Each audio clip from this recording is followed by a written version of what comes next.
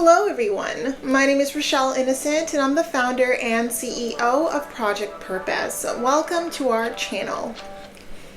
Our community is focused on fostering the intellectual and character development in children. We do this through our parent-child workshops that are focused on 4 themes: autonomy, self-efficacy, compassion, and self-concept, in order to cultivate grit, perseverance, and resilience in each child. And we are so thrilled to be offering one of the first of its kind digital, virtual, and continuous learning environments, enabling parents and children to connect from all around the world. At Project Purpose, our overarching mandate is to renew and rebuild family, community, and relationships. Our different social media platforms provide us with an opportunity to have discussions and to create space for all topics that relate to family, community, and relationships with ourselves as well as with others, with a primary focus on mental health and education. More precisely, the ways that the institutions of mental health and education play a role and have played a role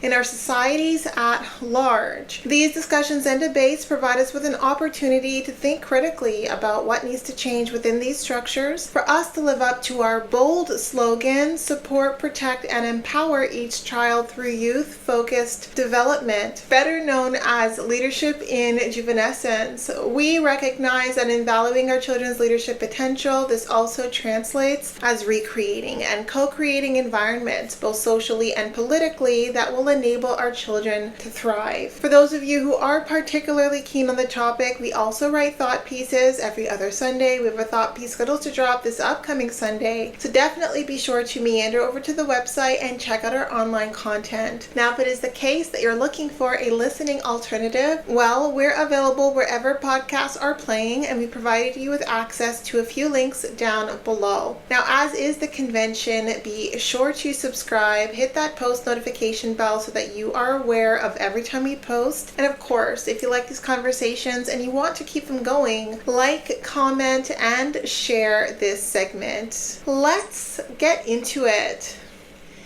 Hello, ladies and gentlemen, and welcome back to another segment here on Project Purpose. For those of you who are new, we cover topics that relate to mental health, mental wellness, and education on a week-by-week basis. And today's topic of discussion is education. And the conversation around education this week, we're continuing the theme just around stalking, except we're going to shift the tone a little bit to align with the blog that I did post. And if you didn't read it, I have provided you with access to a link down below for you to check that out, because I want to talk about how the culture informs our attitudes, our beliefs, and our opinions about the people around us, and how there is something very insidious about a culture that isn't properly managed to ensure that some of those maladaptive behaviors are exercised out of it. And so I want to talk a little bit about that, because I do believe that it is the culture of violence and the history of violence within the education system that I partook of the MBA program. And I think historically business programs were for men. They were male-dominated programs, and only recently, and by recently, within this last generation, they became a popular career trajectory to pursue for women. So when we think about specific fields that were typically male-dominated, this is typically like lawyers were very male-dominated until a couple of generations ago. The same thing for medicine until a few generations ago. And I think even more recently, business. So when we think about some of those degrees that people think are high esteemed, it would typically be a medical degree, a law degree, or a business degree. And these areas were all very much male-dominated. There was a lot of very misogynistic attitudes and beliefs around women and what women's roles were in these settings. And I think that what happens is when we recognize that there is a need to have diversity for whatever reason, and I think diversity is something that people want for varying different reasons, there needs to be a climate so that that diversity, though it is represented visually, it is protected intrinsically in the culture. And if we don't adjust a culture that was typically and historically male-dominated, and not just male-dominated, but business, if we think about shows like Mad Men, it was not only male-dominated, but men had a very specific view of the feminine that wasn't in alignment with equity, that wasn't in alignment with respect by any means. I mean, when we think about shows like Mad Men, you think that that would be way far off from how businesses were actually run. done, but it isn't.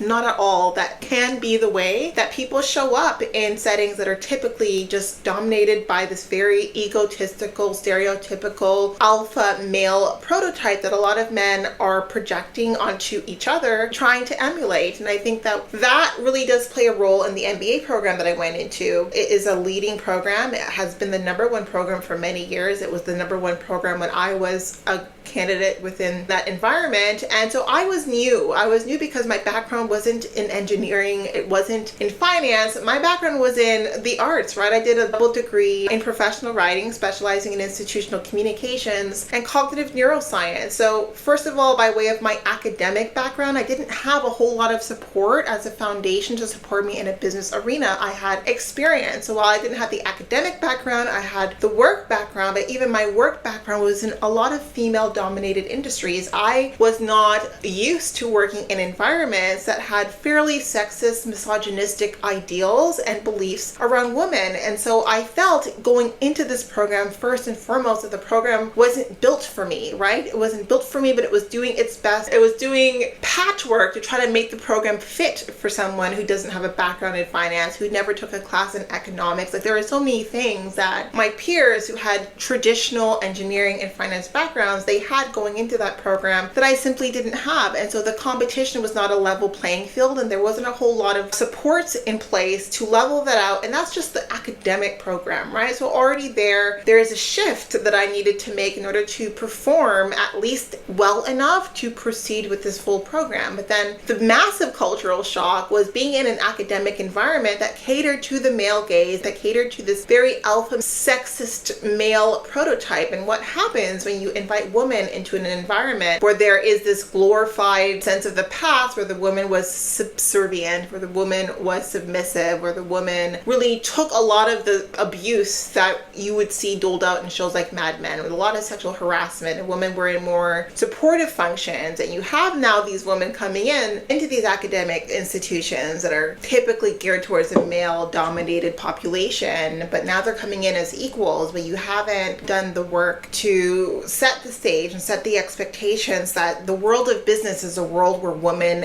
and men are treated equitably, in industries that are now trying to make sure that they have a more balanced proportion or ratio of men and women that typically hold MBA positions, that I think that you're going to run into interference, because you have these men who are going to the program who have a very traditional mindset about the industries that they're going to go in, working with other people in an environment where maybe certain behavior, certain levels of misogyny and sexism were historically appropriate or acceptable, where now it's not, right? So industries now have done the work to ensure that people have received the appropriate education and training to understand that when they go into those specific roles that typically were in male-dominated environments, those environments need to be safe spaces for women. And in business, in certain settings and in certain roles, it didn't need to be a safe space for women. And in fact, there was a lot of glorification of the men who made it very unsafe and uncomfortable for women. But when we don't set the stage that is just not appropriate behavior anymore, when we set up our academic settings where that ideology isn't nipped in the bud, where we don't go out of our way to make sure that anyone who has come into this business program holding this perception of what kind of man wins or what kind of person succeeds and wins in business, and that person being an archetype of like the wolf in Wall Street, if that's what everyone thinks that they need to be successful. And even women are adopting that stance, and a lot of women are abandoning even like ideals of what femininity are in order to succeed. Like, they're really trying to exemplify this alpha male prototype. Then none of us are showing up authentically in the workspaces once we're finished this education, and a lot of us are unduly harmed as a result of it, because not all men want to be this alpha wolf on Wall Street caricature, and women obviously don't want to be subjected to what that translates as, right? Like, women are not objects. We don't want to be objectified. We want to have our ideas heard. We don't want to be seen as the one who takes notes and grabs coffees when we're part of group work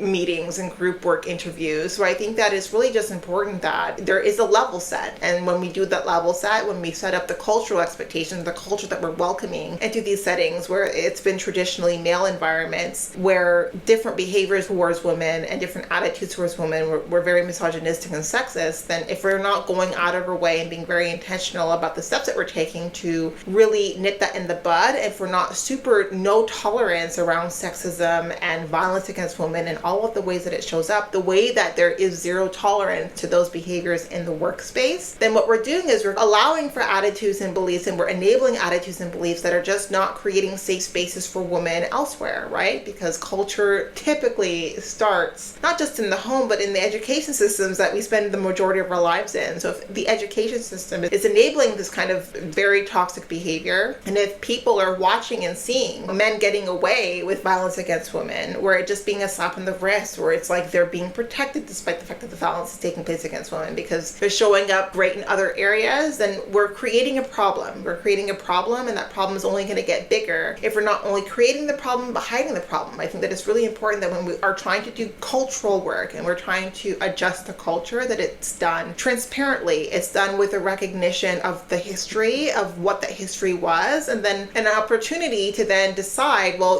that was the history. We're not going to forget it, because in forgetting that history, we are bound to repeat it. We have to be very intentional and be very mindful about the way that we evolve culture when the history is a dark history. It's a history that is not appropriate for the present setting. And I think that people who grew up with that history, who weren't educated, didn't have the appropriate training to dismantle the narratives and the beliefs around that history that now create a toxic, unsafe environment in the present, then those are the people that end up becoming the real problem, not just for the individuals that they come into contact with, but for the education systems that they represent. So you don't want to have someone who has those attitudes and beliefs that are harmful to any population that you have identified as part of the diversity that you celebrate within your education, with attitudes and beliefs of the past that are harmful, that are violent, and that are just simply not appropriate anymore. So I want to have that conversation. I don't have any specific updates around my situation. I haven't heard anything as yet. I will, of course, keep you in the loop as things come up, but thank you again for sharing and distributing. Please continue to share and distribute, because I know that the more visibility that this situation gains, the more serious it will be taken. So thank you again so much, and I look forward to talking to all of you very soon. We'll talk to you later.